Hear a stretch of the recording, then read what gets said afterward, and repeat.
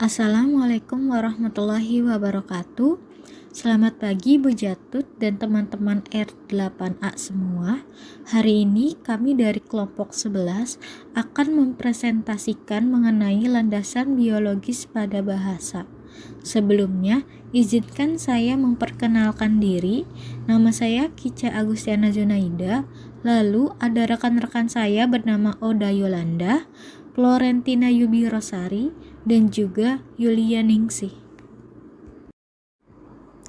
Yang pertama adalah perkembangan alat ujaran. Jika ditelusuri, perkembangan alat ujaran atau speak organis dari zaman purbanya akan tampak bahwa manusia memang mempunyai pertumbuhan yang paling belakang dan sempurna. Penelitian para ahli purbakala menunjukkan bahwa kehidupan di dunia dimulai dari 3.000 juta tahun yang lalu menurut Wien 1989 dalam bentuk organisme yang uniseluler. 310 juta tahun kemudian berkembanglah makhluk semacam ikan yakni Aganata yang tak berahang. Makhluk ini mempunyai mulut taring dan insang untuk bernapas. 50 juta tahun kemudian muncullah makhluk pemula dari amfibi yang tidak harus selamanya tinggal dalam air. Makhluk ini mempunyai paru-paru. Adanya paru-paru dan laring ini menunjukkan telah mulainya jalur ujaran atau vocal tract. Meskipun bunyi yang keluar barulah desah pernapasan saja, perkembangan pada amfibi seperti katak telah memunculkan tulang-tulang adrenoid dan krikoid, tetapi jalur trakeanya masih pendek.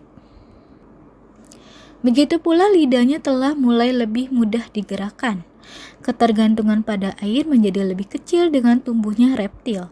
Ada pertumbuhan yang mencolok pada reptil, yakni rongga rusuk dada terlibat sangat aktif untuk pernapasan. Satu hal yang masih misterius adalah bahwa reptil, misalnya buaya, kurang banyak mengeluarkan suara daripada makhluk amfibi, misalnya katak. Pada reptil, organ yang mengontrol modulasi suara terutama ialah otot dan alat-alat di laring. Pada sekitaran 70 juta tahun yang lalu, muncullah makhluk mamalia pertama. Pertumbuhan biologis lainnya mulai muncul. Bentuk awal dari epiglottis telah mulai tampak meskipun letaknya masih sangat dekat dengan mulut dan di bagian atas tenggorokan. Tulang-tulang adrenoid dan krikoid mulai lebih berfungsi. Evolusi lain yang penting adalah mulai adanya tulang tritoid dan bentuk pertama dari selaput suara. Karena telah adanya paru-paru dan kemudian ada pula selaput suara, maka getaran selaput ini dapat dikontrol. Alat pendengaran pun mulai berkembang. Alat ujar yang sudah ada seperti ini membuat mamalia seperti monyet, kambing, dan sebagainya dapat mengeluarkan bunyi. Perkembangan biologis lainnya yang terkait adalah adanya perubahan perkembangan otot-otot pada muka, tumbuhnya gigi, dan makin naiknya letak laring yang memungkinkan makhluk untuk bernapas sambil makan dan minum. Perkembangan terakhir adalah pada primata manusia. Alat-alat penyuara seperti paru-paru, laring, taring, dan mulut pada dasarnya sama dengan yang ada pada mamalia lainnya. Hanya saja pada manusia, alat-alat ini telah lebih berkembang. Laring pada manusia misalnya agak lebih besar daripada laring pada primata lain. Struktur mulut maupun macam lidahnya juga berbeda. Akan tetapi, perbedaan yang lain lebih penting antara manusia dengan binatang adalah struktur dan organisasi otaknya seperti yang dikatakan Wien 1986 nomor 192. The fact that the apes leave their vocal tract altered cannot be explained by the tract adequate, but rather by a lack of internal cerebral reading. Pertumbuhan alat ujaran dapat dilihat dari gambar berikut.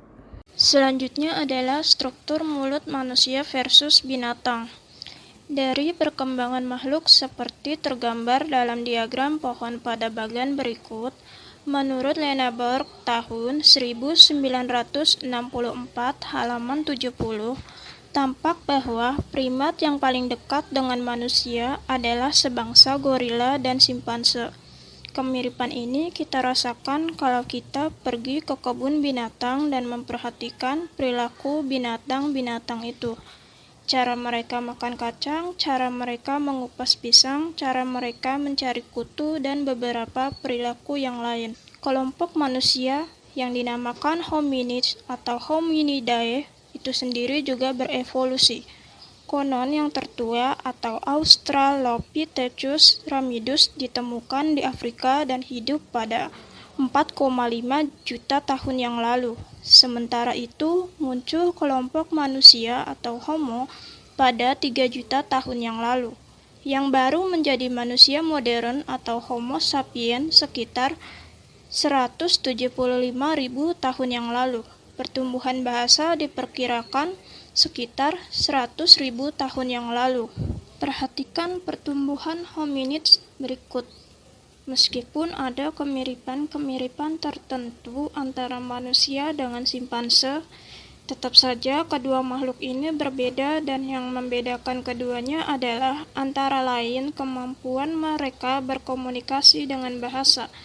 Perbedaan kemampuan ini sifatnya genetik, artinya manusia dapat berbahasa sedangkan primat lain tidak, karena komposisi genetik antara kedua kelompok primat ini berbeda.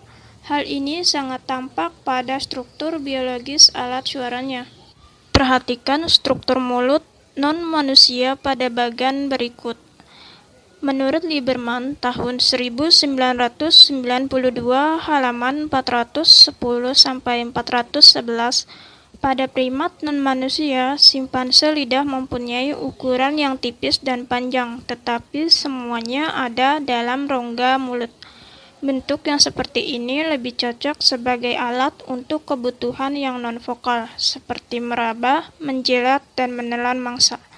Secara komparatif, ratio lidah dengan ukuran mulut juga sempit, sehingga tidak banyak ruang untuk menggerakkan lidah ke atas, ke bawah, ke depan, dan ke belakang. Ruang gerak yang sangat terbatas ini tidak memungkinkan binatang untuk memodifikasi arus udara menjadi bunyi yang berbeda-beda dan distintif. Berbeda dengan manusia, laring pada binatang seperti simpanse terletak dekat dengan jalur udara ke hidung, sehingga waktu bernafas, laring tadi terdorong ke atas dan menutup lubang udara yang ke hidung. Epiglotis dan velum pada binatang juga membentuk kelep yang kedap air, sehingga binatang dapat bernafas dan minum serta makan secara simultan. Kalau kita perhatikan bentuk dan letak gigi pada primat non-manusia, akan kita dapati bahwa gigi binatang merupakan deretan yang terputus-putus. Ukuran panjangnya tidak sama dan letaknya miring ke depan. Menurut Aitchison tahun 1998, halaman 48-49, letak seperti ini tidak memungkinkan untuk gigi atas dan gigi bawah bertemu. Bentuk, letak, dan pengaturan seperti ini memang dicanangkan untuk kebutuhan primer primat itu, yakni mencari makan.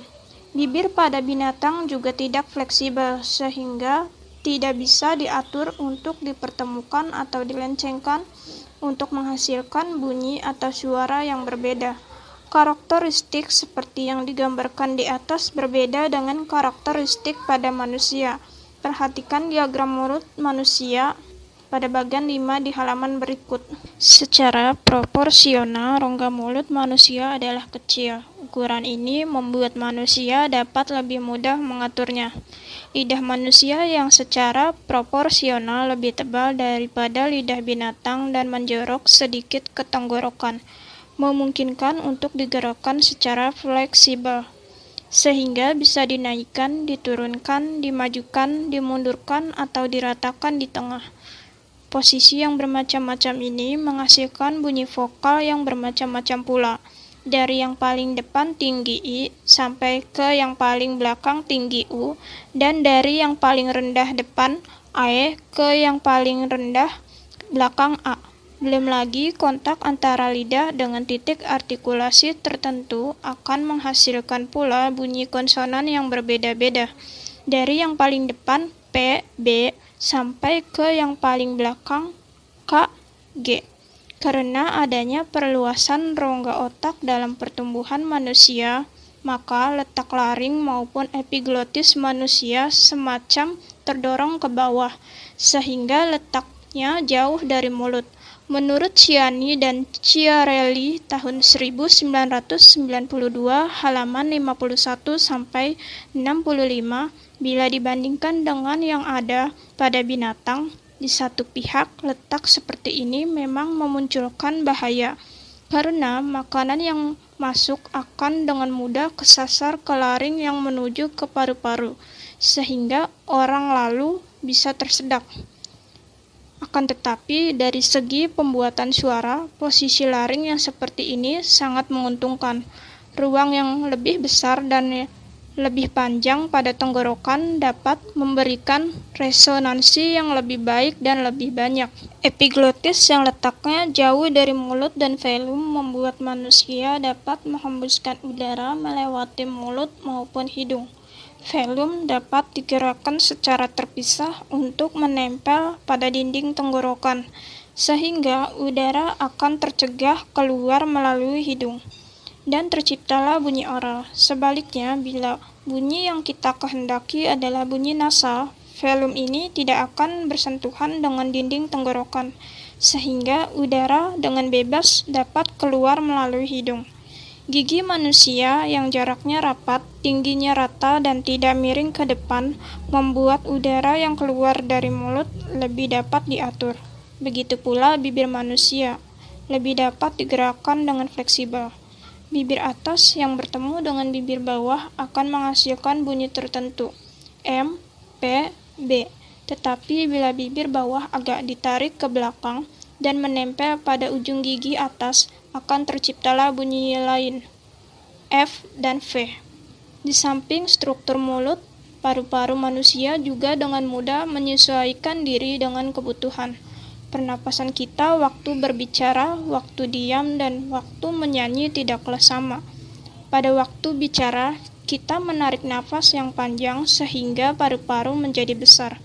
Udara ini tidak kita hembuskan keluar sekaligus, tetapi secara bertahap sesuai dengan kebutuhan.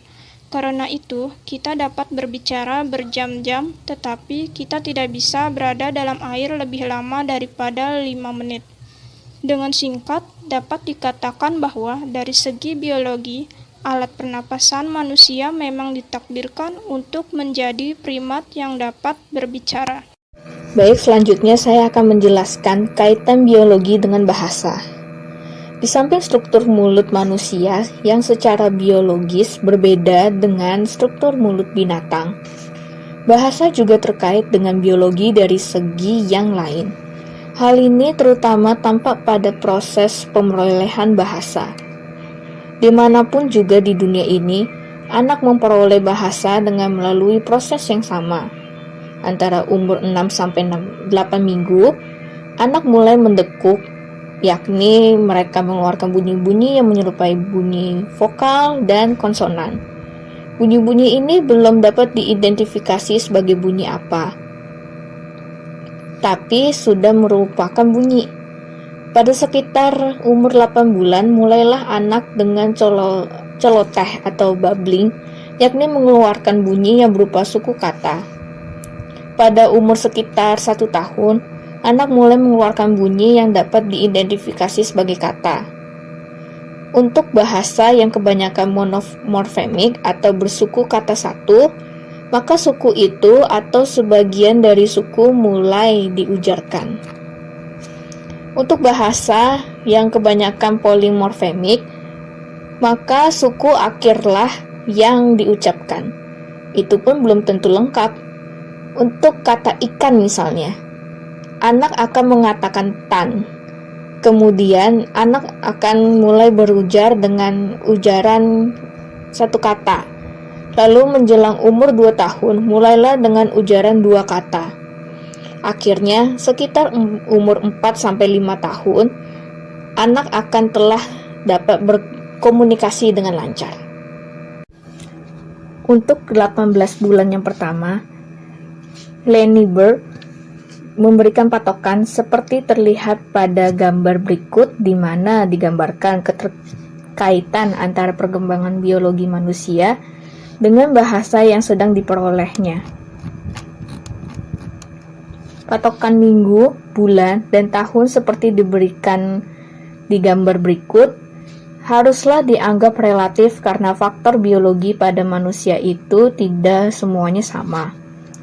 Yang penting dari patokan itu adalah bahwa urutan pemerolehan pada anak itu sama, dari dekukan, kecelotehan, ke ujaran satu kata, dan kemudian ke ujaran dua kata, dan seterusnya. Begitu juga dalam hal komprehensi dan produksi. Anak dimanapun dan dalam bahasa apapun menguasai komprehensi lebih dulu daripada produksi. Manusia dapat menguasai bahasa secara natif hanya kalau prosesnya dilakukan antara umur tertentu, yakni antara umur 2 sampai sekitar 12 tahun.